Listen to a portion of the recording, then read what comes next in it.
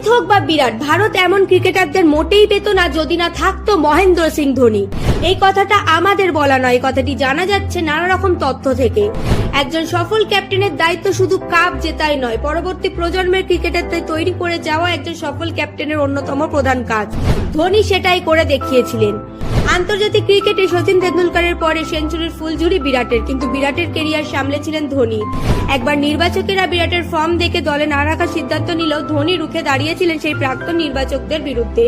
ঠিক তেমনই একবার রোহিত শর্মাকেও দল থেকে বের করে দেওয়ার সিদ্ধান্ত নেওয়া হয়েছিল, কিন্তু রুখে দাঁড়িয়েছিলেন সেই ধোনি। 2013 সালে চ্যাম্পিয়ন ট্রফিতে নিজের গ্যারান্টিতে রোহিতকে খেলতে নিয়ে গিয়েছিলেন, শিখর ধাওয়ানের সঙ্গে ওপেন করতে পাঠিয়েছিলেন।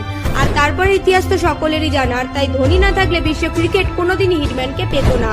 আজ সেই মানুষটির জন্মদিন। 43 বছরে পা দিলেন টিম ইন্ডিয়ার প্রাক্তন অধিনায়ক। আমাদের চ্যানেলের তরফ থেকেও মহেন্দ্র সিং ধোনিকে জানাই জন্মদিনের অনেক অনেক শুভেচ্ছা।